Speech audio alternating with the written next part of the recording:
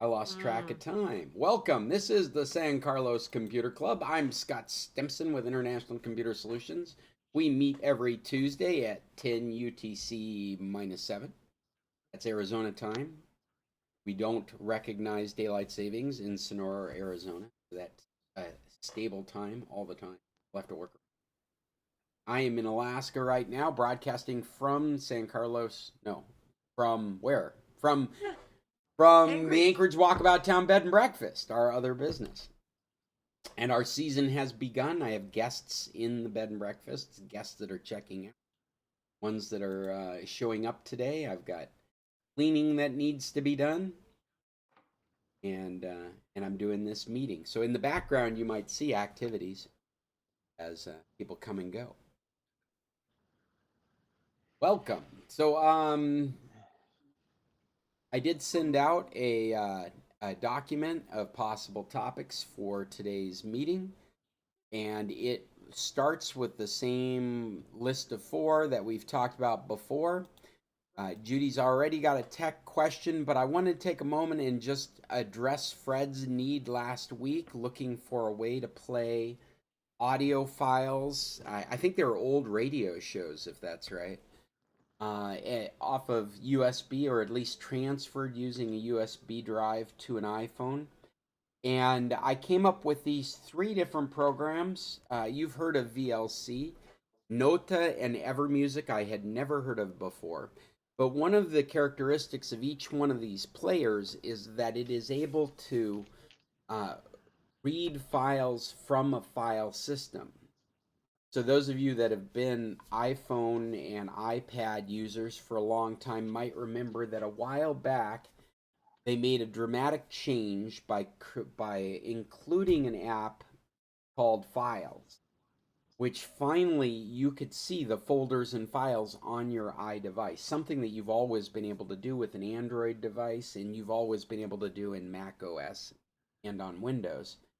This ability to organize files in folders and traverse that hierarchy did not exist in your iDevices until, I don't know, like 10 years ago, maybe less.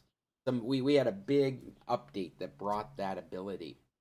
And these music players or media players include that ability to traverse a hierarchy of folders that have been organized and select a file from that folder and have it play as a media file. Some of them have even more extensive, like they support your cloud drives as well.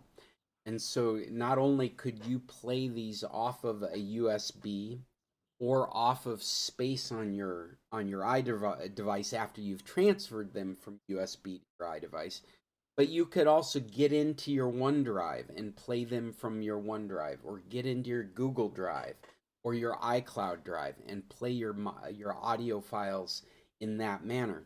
As you can imagine, if you're doing it from a cloud drive, you would need to either have them cached on your drive or have a persistent internet connection to be able to traverse those files.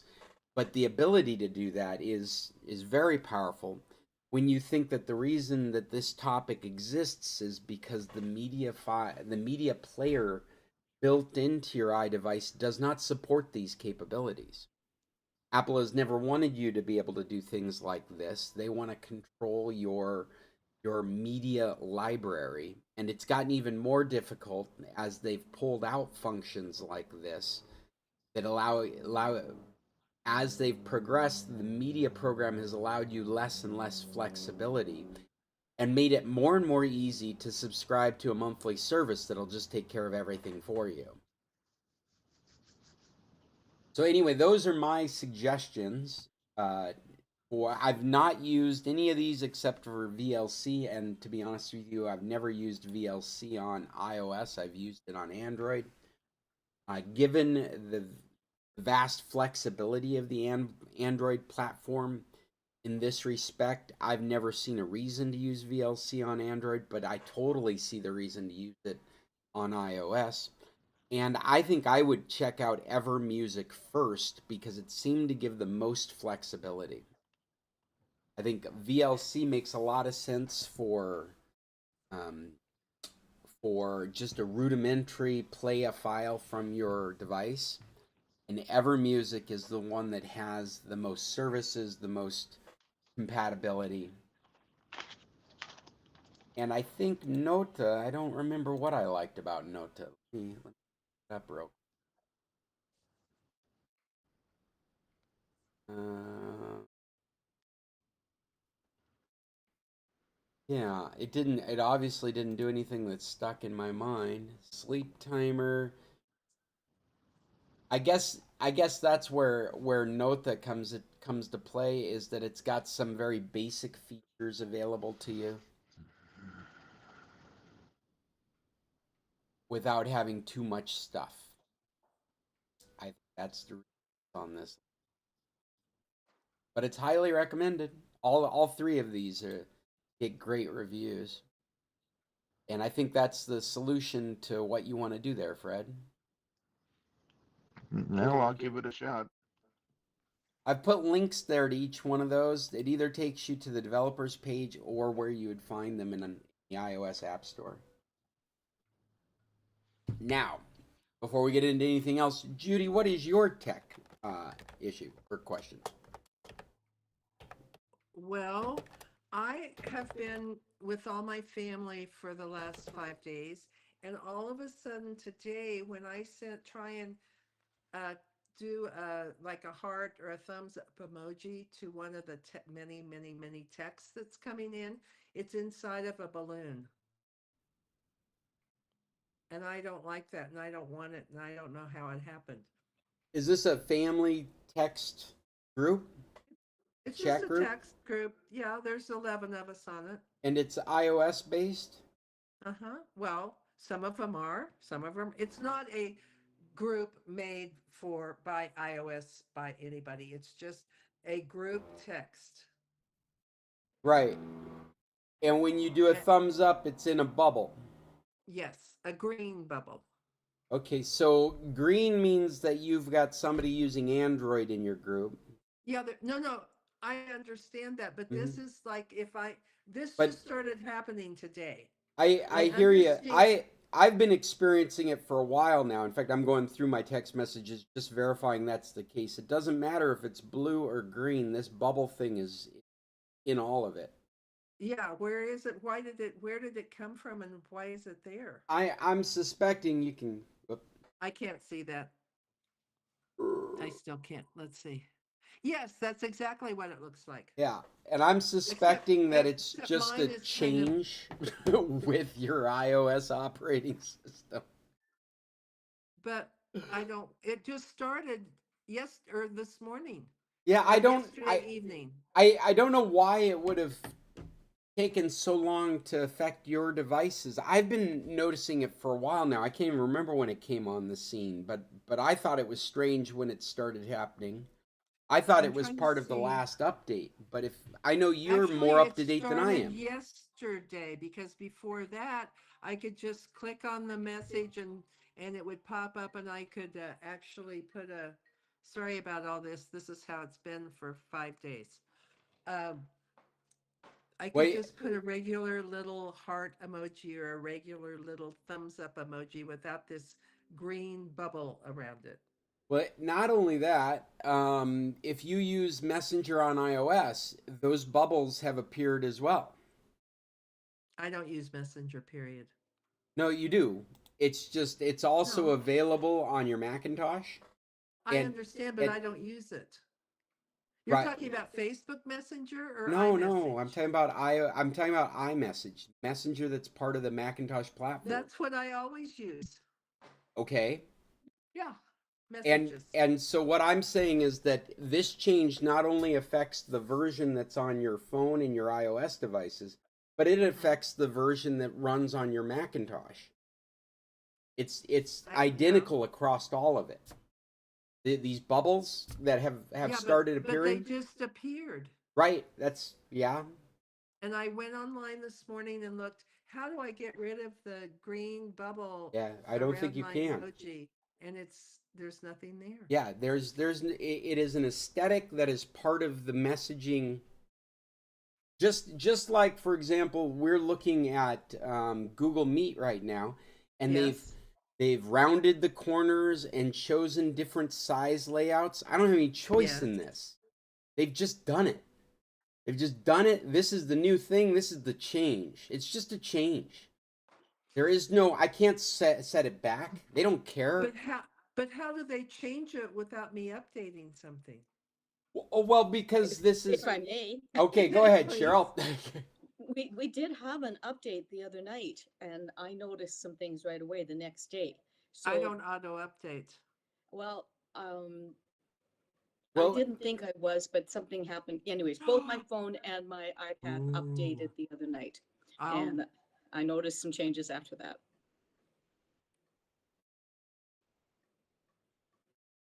Oops. Well, and regardless of the update, I think what's important to remember is that the contents of the window of your messenger are dynamically created from the cloud. So they could change anything without you needing an update. hmm. I've got 18.5 and I actually installed that update myself. That's the last one I have. Oh, that's the latest version. Well, it was not this week for sure. I don't think Because I've up. I also Well, I had mean, no if it makes internet. if it helps you to wrap your head around it, I don't have 18.5. I think I still have 18.4. I've been I've been behind for a while now because I haven't had a chance to do And a you've got the backup. emojis in a bubble. Yeah, I'm on Huh. 18.3.2 and I've got emojis in a bubble. Wow. And I'm on 18.5 as well, and that's the one that just updated. So, Yeah, I don't believe that the bubbles that aesthetic that you're frustrated with. I don't believe that that's created by the app. That's created by the contents that are dynamically put in that window from the cloud. And I'm using the cloud metaphorically. I'm probably not using it correctly. That's essentially so many of our apps now are just windows to data that is getting generated on the fly as soon as you ask for it. And so it's not even preloaded in your device the way it's supposed to look. It's pulling all of that in real time from the service. So they can put emojis in the bubble. I don't know, where did the emojis used to show up? Didn't they show up in something? Like, No, they just hung I'm off looking the at one of side. our They one just of our hung off group the side. messages. I'm sorry, Cheryl. Oh, Go ahead. okay. We have a group message going right now too, and there are 9 different systems. Some of them are Android, some of them are iPhone, and we're all text messaging. And I notice sometimes we've talked before, RCS, and what's the other one? Yeah, Um, RCS and iMessage are the two that oh, are the platforms now. yeah, okay. So, and all of a sudden mine says text message RCS, but I might be on my Canadian SIM instead of my US SIM. But anyways, if more people do, like there's one post here and it's got 2 hearts and a thumbs up, and they're all individual speech balloons. So, Yeah, and they used to just hang off of the side of the message, and now they're in a bubble. and it used to have like 3 hearts or so many thumbs up, and now it puts each one. So I guess you can click Well, on it and see whose it is. yeah, And well, on my iPhone, my bubble is blue. And on my iPad, my bubble is green. Mine's for the same only, group. Yes. That's interesting. I and I mean that shouldn't be the case. It should be the same Well, across the now wait a board. minute. It's not the same group. Let me Okay. just go back and check that out. Yeah, because they should be duplicated. They should be exactly the same, regardless of where you're looking at.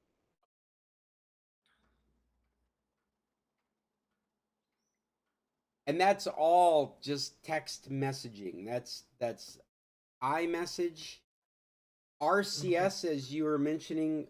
Cheryl, is the new standard, and iMessage supports it, but it extends it. So you've got more Macintosh features, of course, in iMessage than are available in RCS. So they're supporting everything about the RCS standard. Well, actually, that's not even true because there's stuff that they're in an Apple way. What is it called? Malicious compliance. They're supporting it in Word. Like you can't say they're not supporting it, but they could totally have done a better job of support. So I think the green bubble too, like you were saying, is because there are Android Yeah. people on my group text.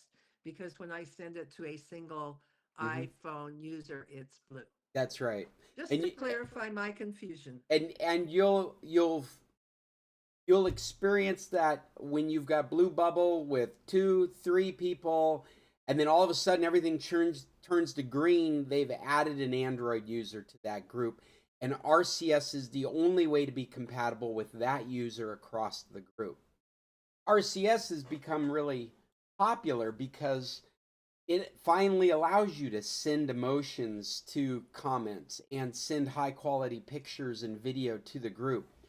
Before, the group was limited by the SMS standard, which had really grainy, awful, blurry pictures because they wouldn't allow higher quality pictures to go through the SMS. They lacked the ability to emote on a comment. And so I think you guys might remember this. The SMS version of giving a thumbs up was to write in text such and such thumbs up this comment.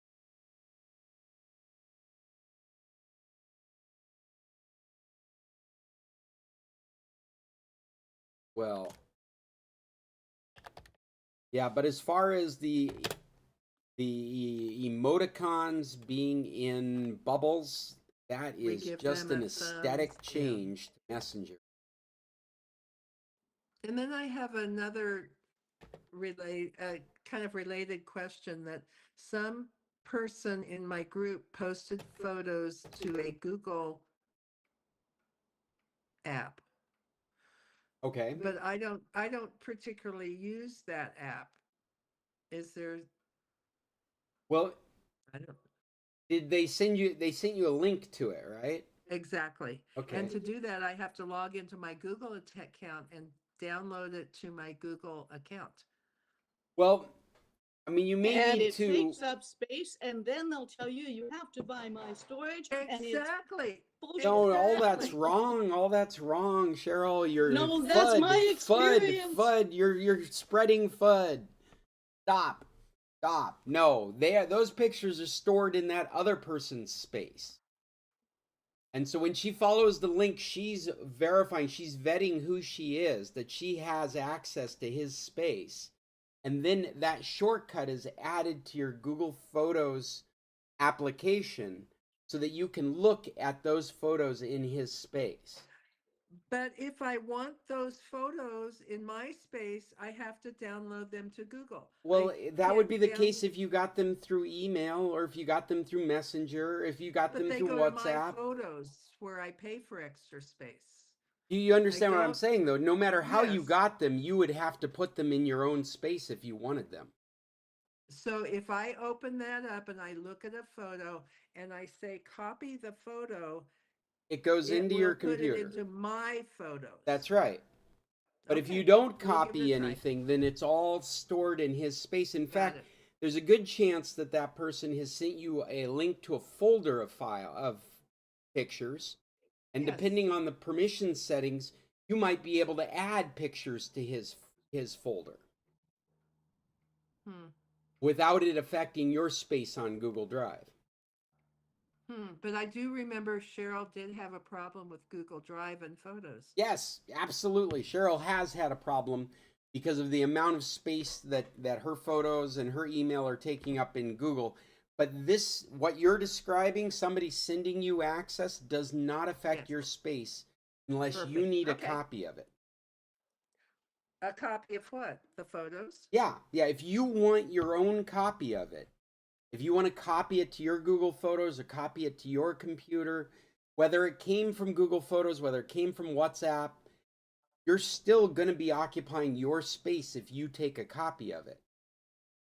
But not my Google space. This is the issue. Right, I right. don't want You're not Google going to, space. unless you put it in Okay. your Google Photos, it's not going to take up Perfect. your Google space. Okay, so I've got to be careful where I want it to save the photo. Yeah, well, I mean, you'd have to purposely be putting it in Google Photos. Okay. And then and then I think in your overall all photos that the Google Mhm. Photos app shows you, I think it would show duplicates. It would show one in your space and one in that shared folder. If But you I follow don't what I want mean. my copy of their photo. I want it in my photos On your computer. on my well on my in my iCloud in my photos. Right. So My Apple Photos. right. Exactly. So you would have to bring it into your iPhotos or your photos, your Macintosh Photos app. So you Mhm. would download it to your desktop or your downloads folder and you would drag it into Photos and then it would I'm sync. using an iPad. I'm not using a desktop. I'm using an iPad. Okay. But And when I look at you when I understand look at you understand the workflow though, right? well, I do, but it's convoluted as far as I'm concerned. You have to download it to your device and store it in the iCloud. Right. I find that the best thing to use is files. Okay. And actually it comes up as soon as I click on things, it'll say save as or download. And one of my choices is files. And so I can put photographs or whatever into a folder in files, and then I can open it and it keeps it out of my photos, but it's all the same iCloud space. So I use files instead of photos just to keep things separate from that have been shared with me, as Okay. opposed to I've taken myself. I don't even have Google Photos ready to go on my iDevice at the moment, but I'm See, I don't downloading it either. now so I can see what that experience is. If it's going to iCloud, it seems like there's a folder called Photos in iCloud that you stick it in.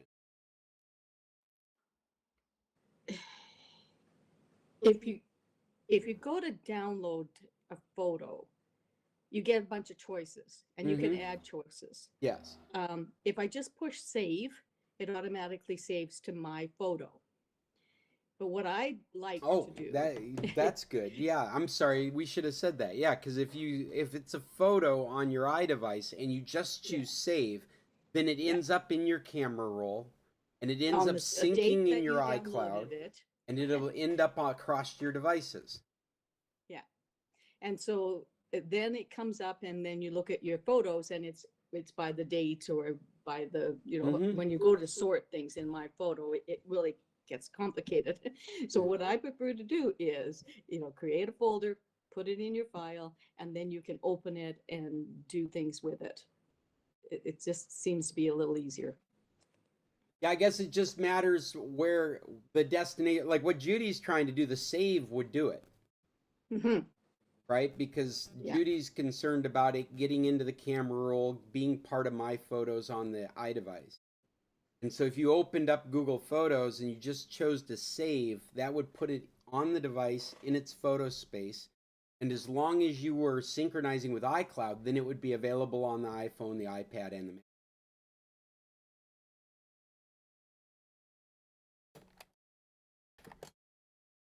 Making a note here. Hey, does that make sense, Judy? Did Judy run off? I guess she's gone. Like a flash. No, she was on mute. Oh. And yes, I do. Okay. All right. No, it's not copying. Saving photos. Google Photos.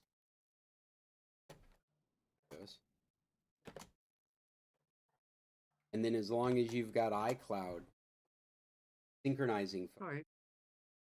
And Okay. that's a setting that has to be on all the devices.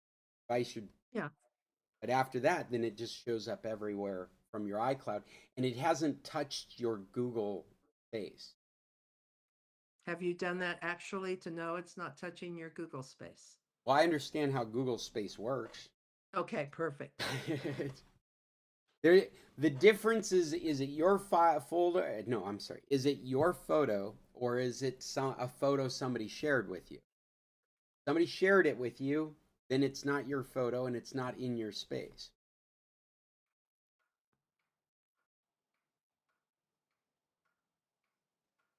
But not to be argumentative, but once I download Wait, it, since once I when? open that, Since when? I know, but once I open that document or whatever it is, that album or whatever it is, You in open the Google photo. Photos. No, it's a whole Okay, you open the bunch of folder. photos. Folder It's of a photos. folder. A folder of photos, and I look at those folders. If I look at each picture, we'll see. None of it's saved in any space of yours until you go through the action of saving, copying, whatever it might be. And then it's dependent on where you put it. Okay, And perfect. I believe Cheryl's right. I still don't have Google Photos on my phone yet. But it seems like the default is when you are saving a photo on your iDevice, the save puts it in your camera roll. And as soon as it's in the camera roll, then depending on how you have your iCloud synced, that should go into the iCloud and the Apple Cloud, and that makes it available on all your other devices. Oh, wow. I'm glad I got a noise gate on. I just had an airplane go overhead really loud. It. I don't know if you guys heard that. Yes, we did. It didn't get on my recording. I use a noise gate on this recorder, and so I could see there was nothing popping up on the microphone. On the meet, I bet it. Hear it. Cheryl's got her hand up. I'm just wondering if we're finished with Judy's topics, but okay. I see something on our document under apps, and I have a question about it. I obviously missed the week that it was added to our recommendations. Okay. The second app, GNU Cache or New Cache, GNU Cache. Yeah, this we recommended a few weeks ago, and I've just left it on here. This is an open source QuickBooks app. Okay. That's kind of what I was gathering. So experience with it. Are people happy? Are people using it? I've used it in the past. I'm the one that recommended it. I was very happy with it. I haven't gone back to it in a while, but it satisfied the criteria I was looking for, which was the ability to bring data into it, be able to set up T accounts. What I don't do is I don't write checks from my computer, so I don't know if that's a thing that it does well. It also had a system for downloading data from your bank account, so you could set up your bank accounts. However, it did not work for my credit union account. So it had banks out there that it did work with, but it didn't work with my specific bank account. And yeah, but it does allow. One of the things I'm looking for is I could just do it in a spreadsheet, but something to leave with all of our different investment companies and bankings and different things in a secured kind of record keeping, something that I can give somebody a login to in my will and they can get in to see. So is this maybe something I could use? It's possible that it would satisfy those needs. Probably the my hesitation would be most people don't know about it. And so what you'd be leaving would be a system that few would be experienced with. May not even recognize what it is. Like you'd have to overtly tell that whoever that I use this system, may even have to give instructions on how it works because it's not QuickBooks or because it's not online Quicken. have those kinds of allowances built into it, like a next of kin or more than one user account, and dealt with those situations. Like most open source software, you're kind of on your own to make it fill your needs. But I'm wondering if you can keep, um, I don't know, files, or you can Oh, certainly. Yeah, you no, I mean, create them in it and then download them into a system. Yeah. well, Yeah. you Okay. I might check definitely it out. create data files of your, but it is in the GNU Cache format. And Hmm. so you would have to look for extensions out of that format if you're trying to get them somewhere else. But it is all open source, so I would expect it very easily can be changed into comma separated value files if you put it in a spreadsheet. And I'd Hmm. also suspect that they're able to create a QuickBooks format so take the data out of it and put it in. I just haven't looked at it in a while in that respect. But I wouldn't be Okay. yeah, I wouldn't be surprised if it would be the biggest frustration would be whoever's picking this up from you would probably have no experience. Hmm. So you said you could write checks out of it. Like, is it a money transfer No, platform as well? what the point I was making was in QuickBooks, they have the capacity to make a check, print it out on a printer, and hand it to someone, send it to someone. Oh, I didn't know that. And Oh, I've never needed those kinds of capabilities, and so I've never looked for them in this kind of software. yeah. I do watch for any kind of money transfer, on the side or moving on to a different topic. Venmo is not available for Canadian. Uh, there's a couple other ones. PayPal has become just so awful with their exchange rate is so totally off the wall. It is extremely prejudicial. Let's say it does not match the posted international rates, and the fees are just ridiculous. So PayPal is not a friendly option. So I am often looking for ways to transfer money to Mexico or USA, or to receive money from USA and Mexico. You know, I saw a Bitcoin ATM in Mexico City when Yeah, I know Bitcoin is an option, and I don't want to go there. I said whenever you, that thing came up that I was too old to learn a new form of currency, and I'm sticking to it. So, well, you know what else is interesting about Bitcoin is Robinhood supports a wallet if you're a Robinhood investor to move funds back and forth. Bitcoin. The PayPal has a Bitcoin wallet feature. Mercados Libre built a finance system in Mexico called Mercado Pago, which has a Bitcoin component to it, so you can use it as a Bitcoin wallet to receive and send Bitcoin. I'm trying to think, do I know of anything else? The frustrations, of course, if you do use Bitcoin for transfer, is getting it out. You can move it between wallets fairly simply. Like you could take your PayPal and you could buy so much Bitcoin and you could send it to a Bitcoin wallet like a Mercado Pago in Mexico, or you could, but how do you get it out and what fee are they charging for you to get it out?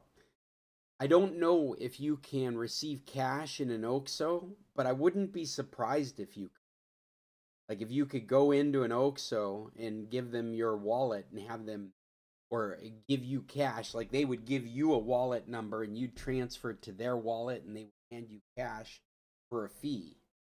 I wouldn't be surprised if that's available now. We definitely have used um, OXO. You remember Linda used to use OXO to make Bitcoin payments for the IPT stuff that she was buying. And OXO's just gotten more and more sophisticated with all that kind of stuff. I sure wouldn't be surprised if you just transfer money in for a fee. they'll give you cash at the register. You have to check it out.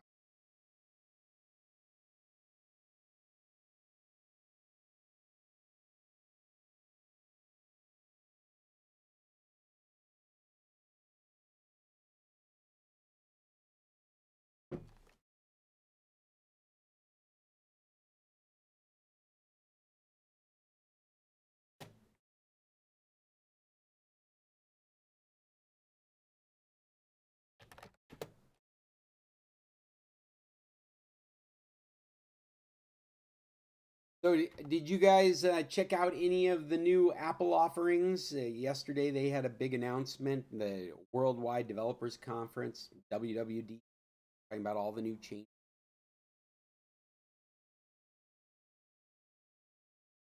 I can tell you're all really excited.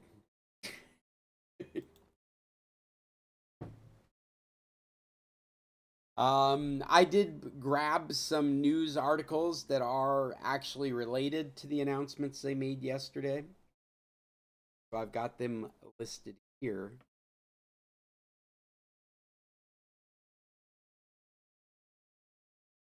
Nothing excited anybody. You didn't hear about any of the new things. One of the things just on the top of our list here is about the iPad. The Verge has an article called "Hang On, Did the iPad Just Become a Computer?" And this is a big deal because we have had this iPad computer for years now, and multitasking has not been something that has had very good clarity how to use it. And what they've done is they've added multiple windows now to the iPad. This is probably a good representation of having multiple windows on an iPad right here. And this Verge article talks about the journalist using this new format, and one of the first things he noticed is he's spending very little time on the home page.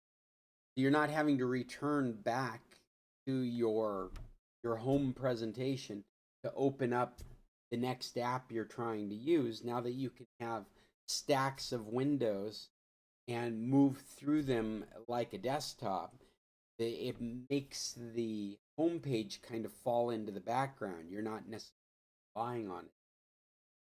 You're also able to resize these windows just like you're on a desktop computer, making the iPad much more computer friendly, much more like a powerful device. So I thought that was very interesting. I think that things like this put the iPad on a path that would make it more useful for power users, people that feel like they need to have a laptop for the variety of work that they do all at once. I got to say, I'm one of those people. Right now, we're doing this virtual meeting, but on another set of desktops, I've got already open my booking system for the bed and breakfast, and my correspondence system are open in multiple windows. Something that's very difficult to organize and deal with on an iPad. Like the best use I've seen for an iPad, and I'm not the use. I would be the use case, but I haven't used it like. Is when you can plug an iPad into your laptop and have an extra screen. That's what it turns into, a portable extra. The ability to stack windows and move around them and resize them the way you do on a desktop really is a game changer for a lot of people.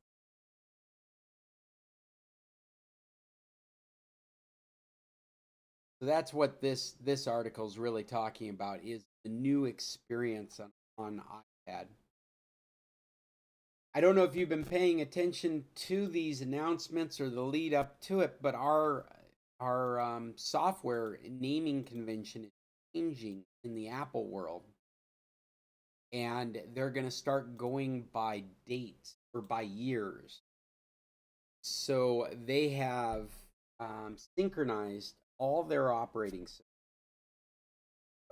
If you haven't been aware of, they have a lot of Apple Watch operating system.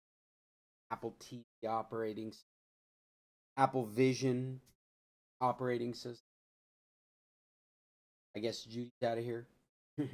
a iPad operating system, an iPhone operating system, the Macintosh operating, and they're synchronizing all of these with the same versioning number scheme, which is based on the year. But like brand new cars coming into the market, it's the year that's coming up. So from this moment on, these operating systems are referred to as version 20. So we're moving on our iPhones from 18.5 to version 26.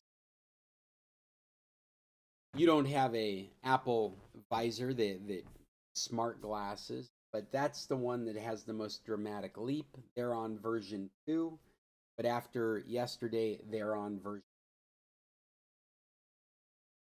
I kind of like the 26. I always liked that in Windows. It gave you an idea of when the operating system came out.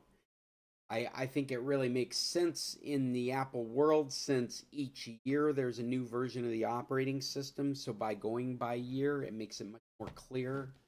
And it's easier to explain to people what version you're using. And so I think it's a smart move.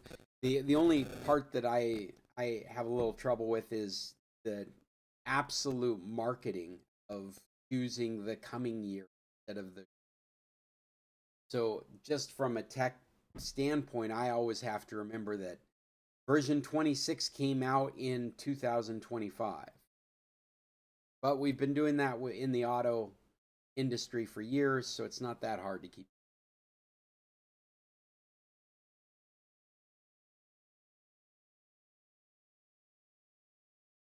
Another thing that got announced that we need to be prepared for is those of you that might have Intel based Macintoshes. They've said this last version, Mac OS 26, also named Tahoe, is the last version for your Intel based Macintosh computers.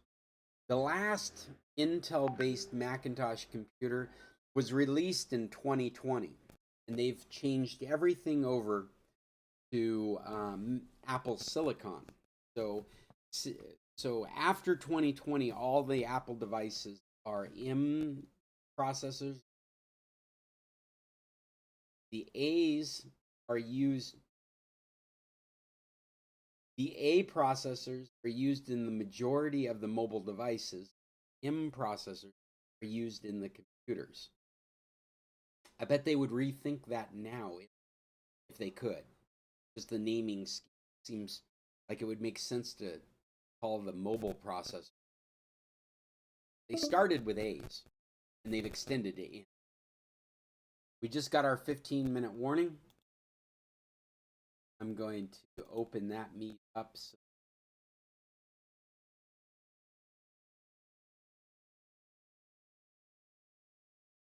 So yes, so what this means is that immediately we are going to see a dumping of these Intel-based Macintoshes market, which could very well be a very similar cascade of powerful technology flowing into the used computer market that won't necessarily be running a Macintosh operating system, but is ripe for a Linux operating. And you might find in the Linux world of desktop computers another just dump of highly performative technology being made available in this third-party market, secondhand market. This is something that we're experiencing right now with Windows computers as that deadline approaches in October, when Windows 10 will no longer be supported, and there's a slew of performative computers out there that will not be able to be updated to Windows 11. However, they're available in that Linux market. If Richard's listening right now, he's probably getting even more excited because now the Apple will be at rock bottom prices. Linux compatible.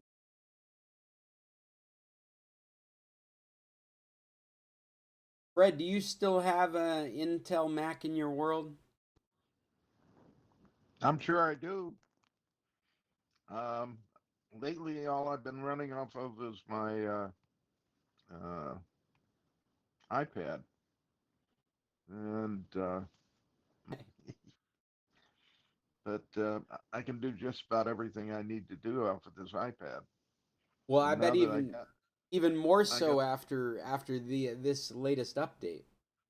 well, I just bought a 16, what is it, Pro Mac phone, Oh yeah. and I found with that Pro Mac phone, I got 6 days worth of battery out of it before I decided to charge it at 15%. So, Wow. Now that must not have been 6 days of active use. That's standby use, right?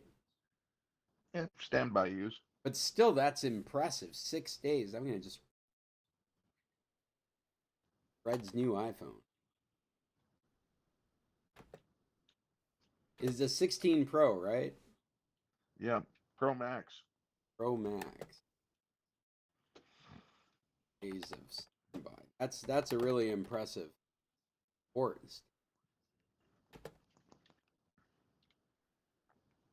I still used it during that period to make phone calls and do stuff like that, but I was using my iPad because it's got a bigger screen. Sure. But So it was being routed through the phone. The data was being routed through the phone. Your iPad was using the video, the speaker, the microphone, whatever it was you happen to be. basically, yes. You know, I'd still get phone calls on my iPhone, but my iPad is, I bet you're waiting for that plane. you bet it. But my iPhone, I can answer my phone on my iPad, and that's what I've been doing. I got to say, that's one of my favorite features of having an iPad sitting next to me as well as an iPhone is being able to answer the call on my. I think it's one of the best speaker phones. Yeah, it works great. And I have hearing aids, so uh, my I'm on Bluetooth with my hearing aids, and my telephone comes in on my hearing aids. I don't have to pick up my phone. I don't have to pick up my iPad. I can answer it through my hearing aids and work everything off of that.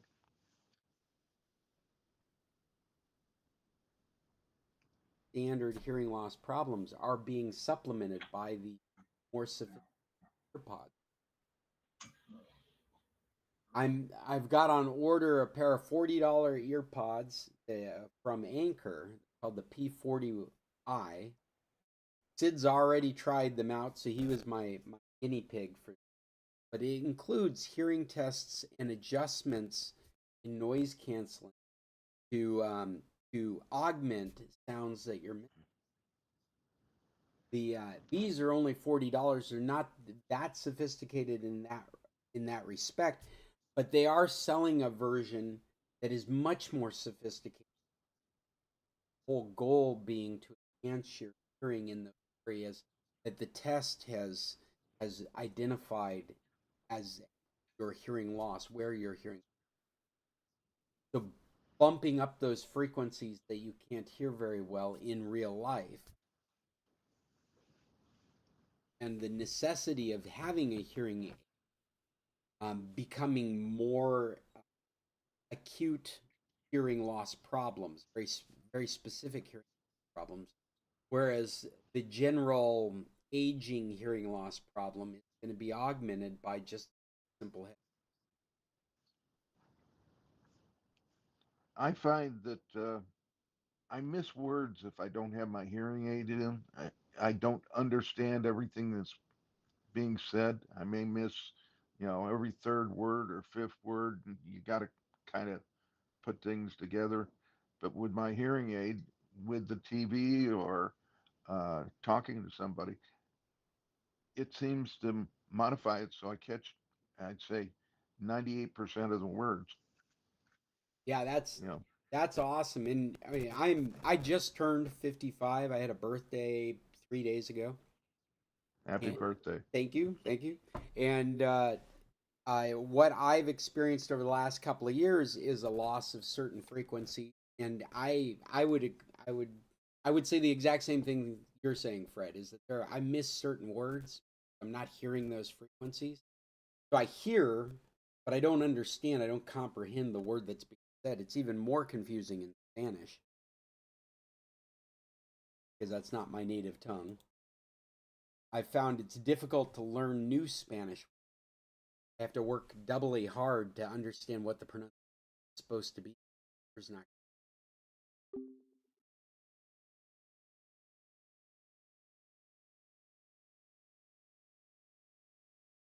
How are we doing for time? My audiologist says I was blessed. My hearing loss is in the same range as a woman's voice. Ah.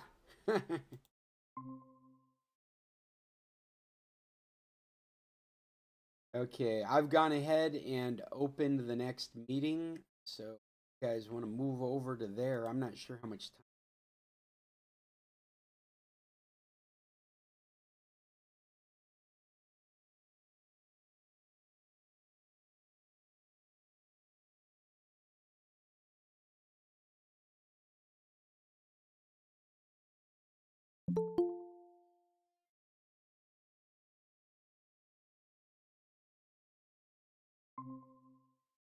So Oh,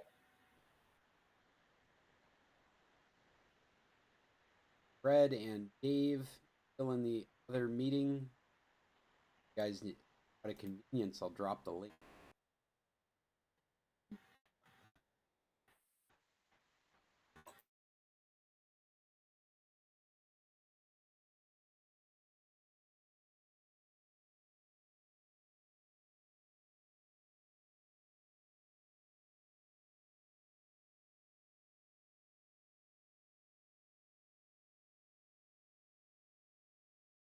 You guys joining us in the other meeting? Oh, Fred's gone now.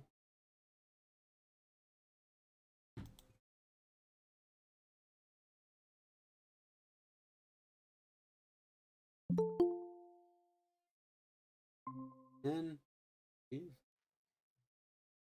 Since Dave was the last one in this meeting, I'm going to close the old meeting. Still waiting for Fred to come. Dave, Chester, did you guys bring any topics for today's meeting?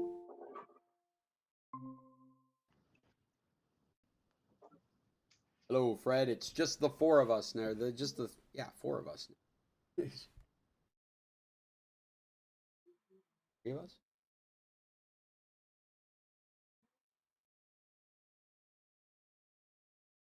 Dave, you got any topics? No. Are you talking? I'm talking. Can you hear me? 1 2 1 2. I'm not hearing you. You don't hear me. Hold on a second. Samsung Go. neither me.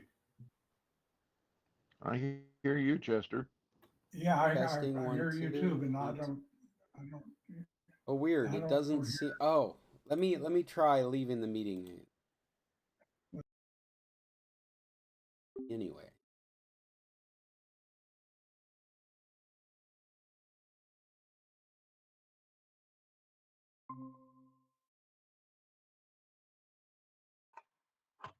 Testing 1 2. Can anybody hear me? Testing, testing. I hear you. You're muffled, though. I'm muffled now. Hold on a second. Well, a little bit. 1 2 1 2. You're fine to me. Okay. All right. Sorry about that. I didn't realize I wasn't broadcasting any sound. I think it was a glitch in the meeting because I didn't turn anything on or off. It just didn't work until I connected again. So I was asking Dave, did you or Chester, you guys bring any topics for today's meeting? I think I already asked Fred. Well, I can discuss a few funny things. One is my modem has an interesting feature that might help people with their internet speed, in that its feature is you can set a time of day to have it automatically power off and power back on. Oh, that's And good.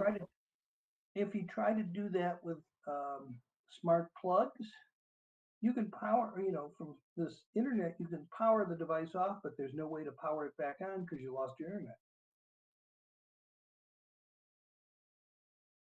Oh, right, exactly. Like it would have to. Yeah, yeah, you're absolutely right. You could get it off, but you couldn't get it back on. Right.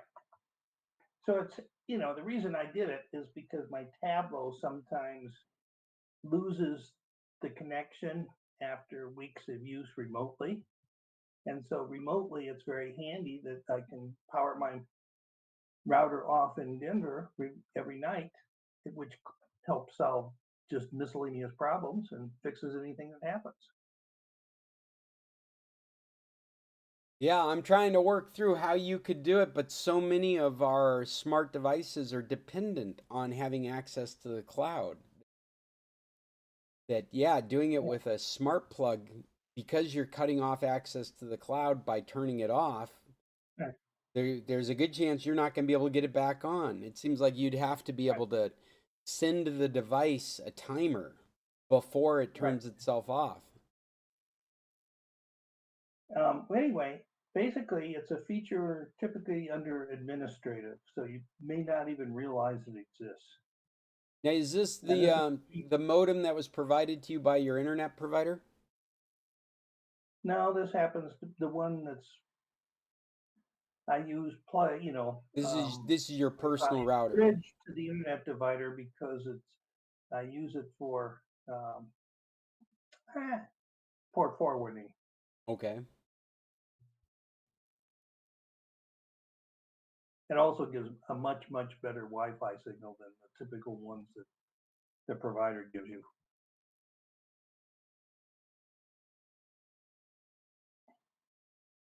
I guess the other thing been working on this week is trying to figure out how the smart devices really keep track of when you keep reconfiguring your internet. And it really boils down to they basically keep the MAC address. And so if something comes in as a new thing they don't recognize, some of the software updates, others basically doesn't do a thing. And then you're left with a device that you can't communicate with, but you can't even delete it to start over because they can't communicate with it. Say that So the real again? recommend, I'm sorry. you know, you get wind up with devices that are configured to maybe it's like smart things or to Alexa, but you can't go back and get to it because it's not a defined, it's in use, but you can't delete it. It gets very interesting. Well, if you're So what talking I, about Alexa specifically or Amazon Echo smart equipment specifically, it's sure been a nemesis of mine. yeah, The things wind up in Alexa multiple times that you want to get rid of it. It can be very difficult. Yeah. And what I decided is if you're going to use any of this stuff, stick to the same brand. And TP Link is one of the better ones because it's much easier to configure things like schedules. And one device I have, I couldn't even understand what they were trying to tell me as to how to configure a schedule because they had all sorts of crazy words and definitions like, does this mean start time or stop time? Or is it you can start it now and run for so many hours? Well, and it's interesting because I like to recommend TP Link equipment, but it's on the list, right? In the United States right now. TP Link is one of those companies that our administration is concerned about security with. Well, but on a smart device, you know, the El Cheapo ones, you ought to be concerned anyway because there hardly is any security on them, Sure, sure. any brand. It is interesting though that we're living in a day and age where, like, I've got TP-Link smart bulbs around my house in Mexico, and you have a smart bulb. Essentially, that is a light bulb that you can screw into a light bulb fixture that has a wireless antenna, a media server, and a computer, an operating system that's making everything happen. So a hacker could take over that light bulb and launch attacks from that light bulb. Mhm. You know what's interesting? I read an article a while back. I think I brought it to the computer club at the time, that they were working on a firmware update to certain light bulbs that were able to use the Wi-Fi signals off of the light bulb to determine physical movements within the space. So they could use the light bulb to determine where the physical presence of somebody was in the space the Wi-Fi covered.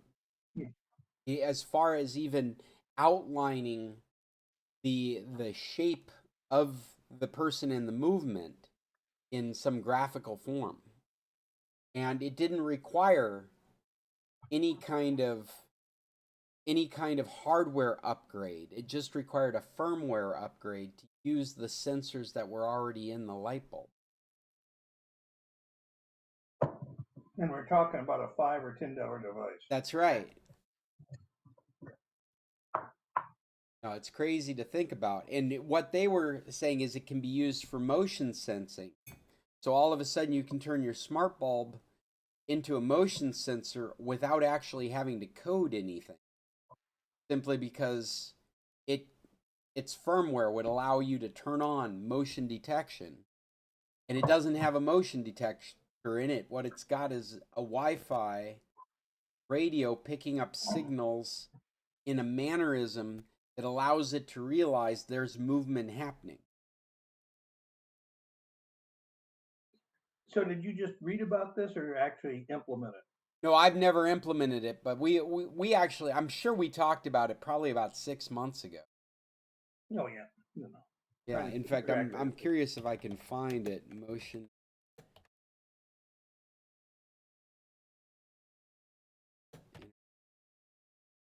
thing.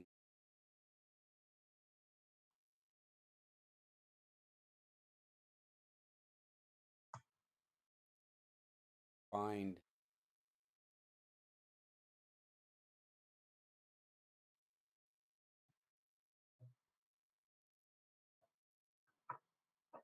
Well, there's just too much to sort through.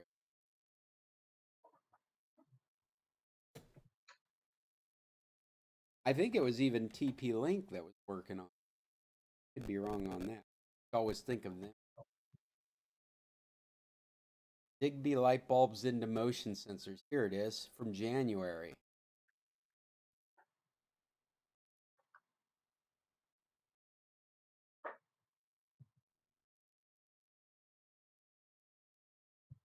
It's Philips Hughes. Okay. Yeah, but the idea is a firmware can turn that light bulb into a motion sensor. Zigbee ambient sensing. So it uses that Zigbee standard.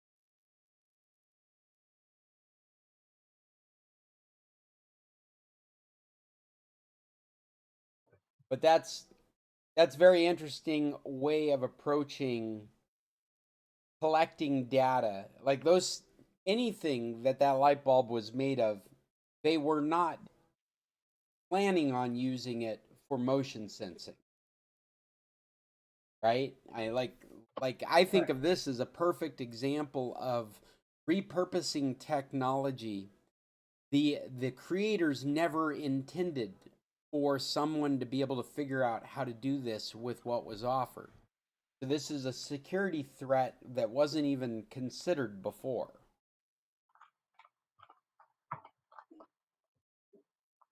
I mean, not that this discussion's about security threats, but the idea that you've put out a device, and like you said, Dave, we're talking about like a $10 item, and you've put it into your environment, and now here are people learning how to massage the way that device works to get data it was never intended to have. Right. I'm going to stick this link in our document in case.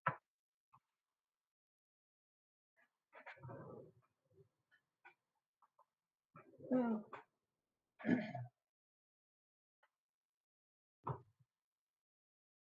I bet AI is going to end up doing this with a lot of products we have out that we're going to have technologies that are out there that have many more applications than we've been able to imagine. Like an infrastructure of technology that's out there that's ripe to be repurposed for ideas that we can't even imagine it.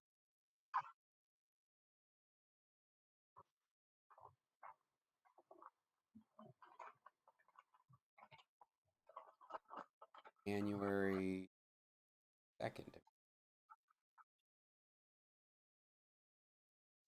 That was 6 months ago.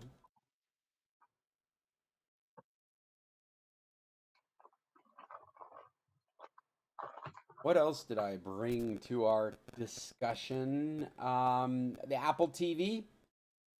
This is a long article from Ars Technica. And basically, in a nutshell, what it's saying is if you're concerned about your privacy, the Apple TV has proven to be the best at keeping you from leaking data. So if you're looking for a platform to watch TV without giving away as much data as possible, is that there with the least amount of data? Yeah, how did I say that? Without providing unintentional data? No, that's not wrong. That's not right either. Anyway, out of all the streaming devices that are out there, the privacy advocates are talking about the Apple TV as being the best in that regard. That you can use this device without actually having an Apple account. You can the amount of granularity on privacy is much higher than in other devices. One of the things that I think we all need to be aware of as we move forward is this automatic content recognition, which is really the way that they refer to a collection of technologies that basically can tell what you're watching on TV, collect it, and then use that for marketing or whatever purposes. And right now, what we've discovered is the sheer number of smart TVs out there that do this by default and you don't have a lot of control over. Automatic content recognition in many smart TVs is quite literally watching what you're watching and doing something similar to a Shazam to identify it and then associate it with when you're watching it, how often you're watching it, so that data can be collected and used for marketing or whatever nefarious purposes. If it, at the bare minimum, if you think about like an Amazon Fire TV, it would be popping up ads for content that you would be interested in or products that you would be in. I think this will get even crazier. They've already talked about it with Netflix content where you may be watching a show with a product placement in it, and when you stop the show, it gives you an advertisement for that product placement. And the advertising isn't necessarily one that was pre-selected or even created until the moment that you stopped the show and there's a product in the background that it could focus on and then give you advertising for that product.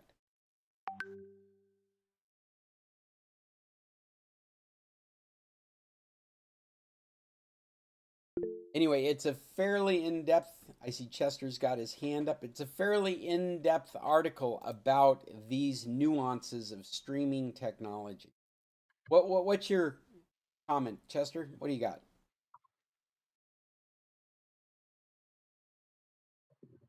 You're muted if you're not aware.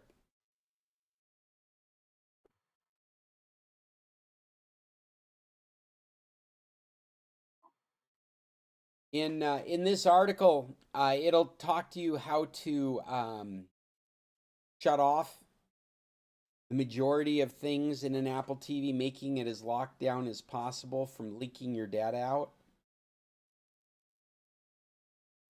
There we go, Chester. Well, what's your question or comment? Okay, I was talking with my speaker turned off. I just completed last night watching the ending of the series 1923 Oh, by Paramount.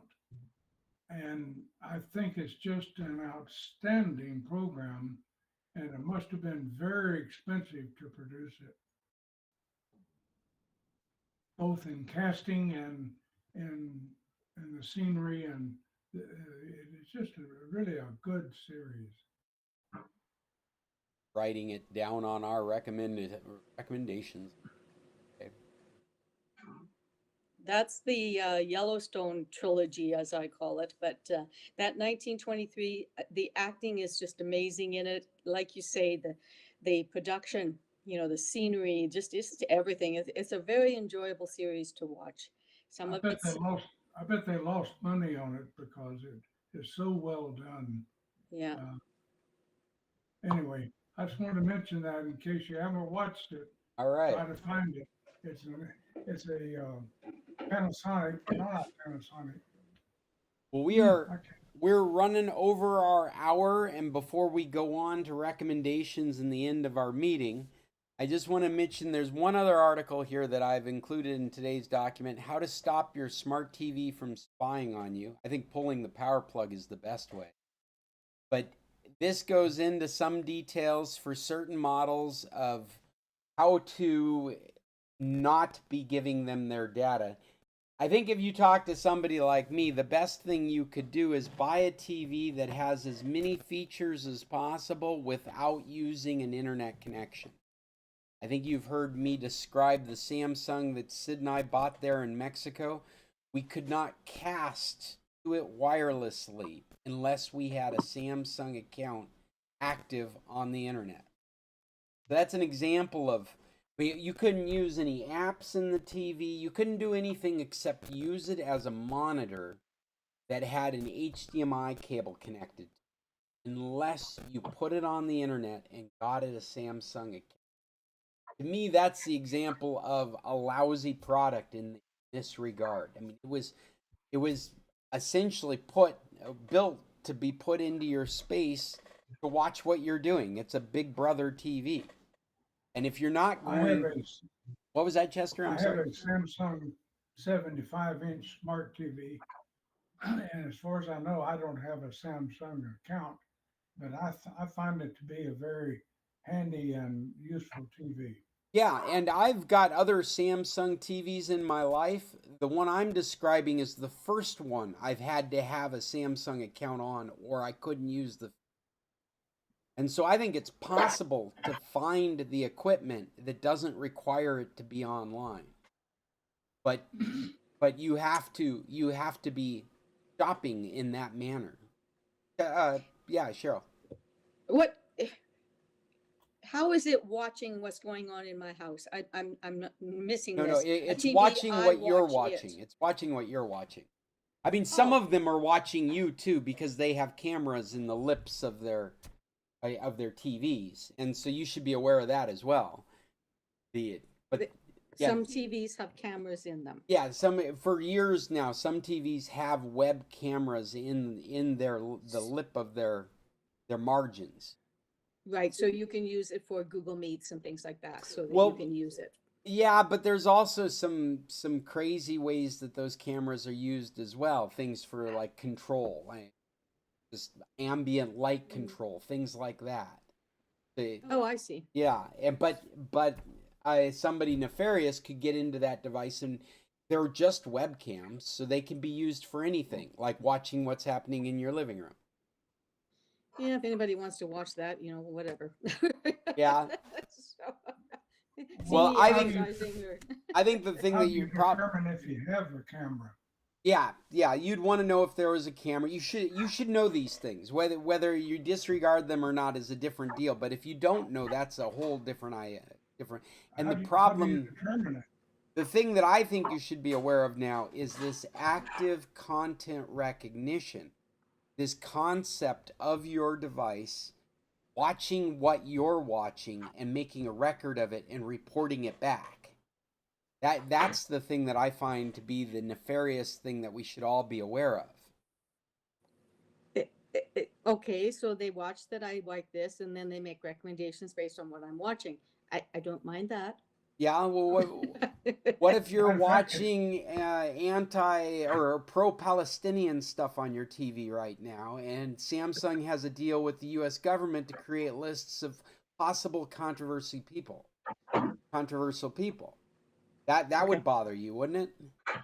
it would seem like a positive thing for me. First of all, they would know what I like and maybe they would produce more of it. And secondly, if I am a risk to the country, I think they should know it. Well, I think you'd admit though that our ability to protest and have alternate points of view is what America's based on, is individuality. And so it should be safe to have an opinion that contradicts the administration. It should be safe. I mean, if It all you're depends on how you express that opinion. oh, absolutely, absolutely. But I shouldn't have to be worried about somebody in my sock drawer listening to my conversations. Yeah, I agree.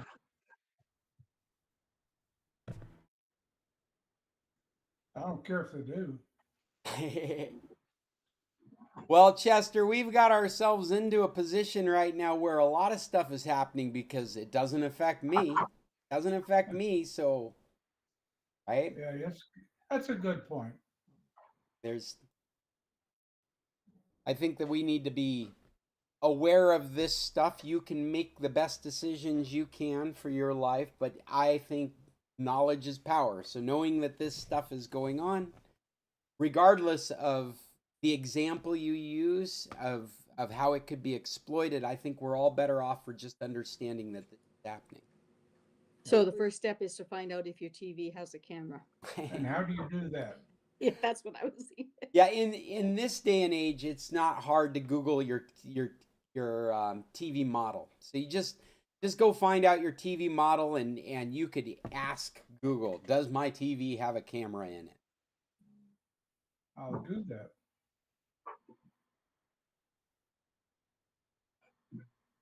I've left on the list this one about condensing water. We talked a little bit about it last time, and I thought we might talk a little bit about it this time, but we're running out of time. So I'm going to just leave it, and it won't be a topic next. If you are into this kind of science, there is the article. I found it fascinating, but it is very technical. Basically, sucking water out of the air without using energy. I think that's amazing that we could build with materials.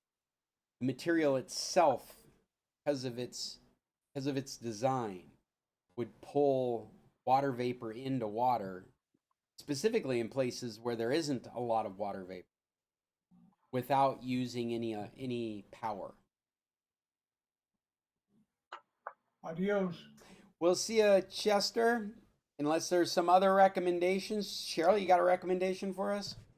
It seems to me I watched something. I don't know if anybody else has watched The Good American Family. It's based on a real experience with a private adoption agency, and it's a very unsettling situation. They accuse the child of pretending to be a child to get her medical bills paid for, and by the end of it, I still don't know who was pretending what and what was going on. So the Good American Family, very interesting and different.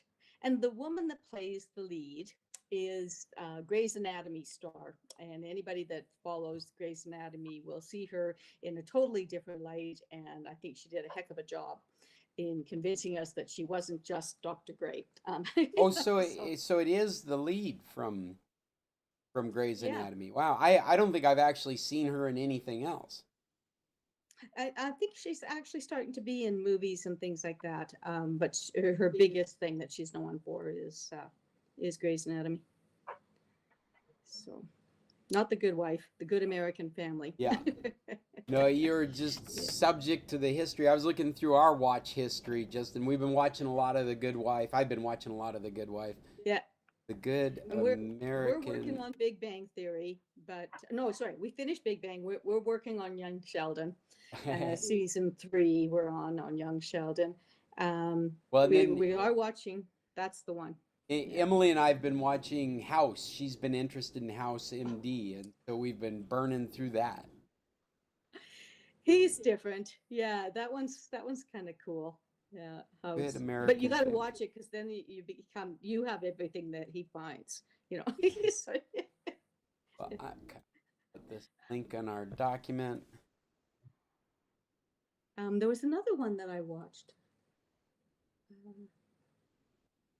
Oh God, it's gone right now. I burned through a short series. God, I can't remember what it was called. Oh, The Better Sister? No, something sisters. There's 2 sisters. Oh, think it's I know what you're talking about. I saw the ad for it just recently on Prime. yeah, I saw It's an ad something for it like and The then Better watched it. Sister. I'm pretty sure it's called Better Sister, and it was on Prime. And it, There it is, The hmm, Better Sister. I don't know how many thumbs up I'd give it. It was interesting. Does it say that there are 2 different actresses? That's a question here. Because I mean, there are 2 different actors because there's Jessica Biel and Elizabeth Banks. okay, so they played the 2 sisters. Okay, because I wondered if it was going to come out that this was a split personality type thing. Ah. It was just a strange kind of. I wasn't sure what was going on. Well, you And I'm know, getting. you I know, don't know if even if it's. that's always a possibility. If you think about Fight Club, there's always the possibility that's the case. Yeah, that what you're watching is not what you're watching. Yeah. You know, and I'm having a hard time. I don't know if it's my age or what, but these productions that are made with all these flashbacks, like you get a picture of something and then all of a sudden you're going back in time and then you're going forward. It's kind of what we were having a hard time with in Andor. We weren't sure where we were and if we'd seen that already and if we knew that had happened, but this is another take on it. So I'm having a hard time with some of the plots and the way they produce movies, I'm afraid. I think it's just going to get worse because it comes down to attention span, and I think that with the new way of producing content and the ease at which people are distracted, that you have to put what's hot right at the front of whatever it is. Whether if it's a song, you have to have the hook right at the front. If it's a movie or TV show, you have to have some big dramatic reveal right at the beginning of the show so that you've captured that audience into staying and watching the rest of it. It's not the way that we grew up with presentations being done, but it's the way things are done now in this internet age. Because you And can the other thing is, I flip think that channels we so used to quickly. watch movies or mini series. You know, if something came out with 3 or 4 episodes, it was a mini series, and it was, you know, like a documentary, or it was 3 or 4 parts. It seems now that what they do is they tell it from one person's point of view and then from another person's, and so the writers are able to have unlimited number of episodes. Yeah, yeah. So, Yeah, no, you're so absolutely right. Like, it's a Yeah. show about bank robbery, and each episode is seeing the robbery from another hostage point of view, or the robber's point of view, or the police point of view. But it's all the Yeah. same 24 hours. And it used to be that writers or editors or movie producers would have to edit out all those things, and you were going to have to get it through the acting or through the, I don't know. There's something going on with storytelling. Because when I taught it, it was you tell the beginning, the middle, and the end. Right, So- right. No, but, it is the new age of this stuff, definitely. And I got back to The Bear. I had watched the first 2 seasons, and then I've gone away from it. Now I'm back watching it. Now, I'm saying watching it, but I'm afraid I am a victim of what you have talked about before. I'm doing something else on my computer or on my phone while it's running. And we have a new hearing system with our television, so it goes directly to my hearing aids.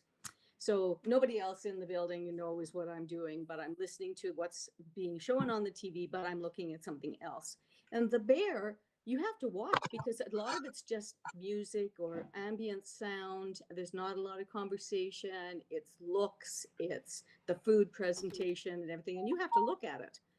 Yeah, So you got to pay that's- attention to it. It's Yeah, it's The Bear. it's not mediocre content. It's hard to watch while you're doing something else. And the other one that was a series I watched, I don't know how many years ago, Ginny and Georgia and Ginny, Oh, mother daughter, no, I actually no, I don't know what we're talking about. Georgia and Gina. Georgia and Gina. Jeannie in Georgia? Okay, maybe Jeannie and Georgia. Maybe that's the one. Yeah. So there was a couple of series about it. It's basically a teen. I would call it a teen series because the teenagers are Comedy, the focus of it. The Dromance. It's a romance. I don't know. I just made that up. The drama, Way more romance, drama. comedy is what the genres the tracks puts it in. Well, I just finished season 3, and I think I finished it last night. It was quite dramatic, but One Yeah, you would it's- recommend? I would. I don't. Not too young of a teenager, but I bet your girls would enjoy it. That kind of age, young people. It does kind of take high school, but the mom is really, really, really different. So. Well, I will put it on our list. And I need to say goodbye. We've lost Okay. everyone except for you, Fred, and myself. And your mom, I haven't seen her since, but she had a birthday. Then you had a birthday. Yep. Hope you guys celebrated it up. Yep, we did. Thank you. It was great. Okay. We had a good time. I've And got when are you off to Paris? the 16th. 16. The 16th, and I'm gonna just cancel my virtual meetings while we're there. We'll be there for 2 weeks, and so let's see. Oh wow, yeah, that's was gonna next s- week, isn't it? I was going to say, I don't think we're having one next week then. Yeah, that's So- right. We are not having one next week. I'm trying to bring my calendar up right now. Come on, calendar. There we go. Let's see what we've got. The 16th. So the 17th is not a meeting. And 24th is not a meeting. Oh, wow. And the 1st is not a meeting. So the next 3 meetings will be canceled. Okay. We return on the good. 2nd, and so the next meeting would be on the 8th of July.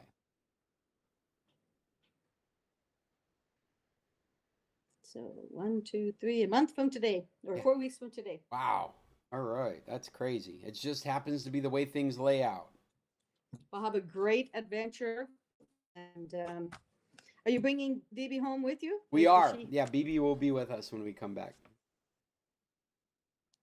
Safe travels. All right. Well, you guys, until we talk next time, tech on. Have a good trip. Thank you, Fred. Talk to you on the See 8th, you. I hope.